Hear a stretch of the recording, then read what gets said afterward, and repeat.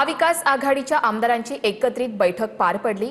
बैठकीला मवियाचे विधानसभा विधान परिषदेतील असे मिळून फक्त 35 आमदार हे उपस्थित, तर 24 आमदारांची गैरहजेरी होती।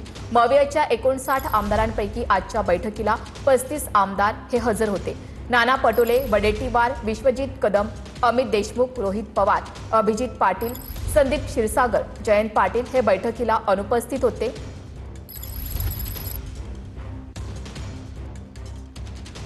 मवियाच्या बैठकीला 35 आमदारांचीच उपस्थिती होती। मुंबईतील एमसीएच्या सभागृहामध्ये मवियाच्या बैठकीचं आयोजन करण्यात आलं होतं।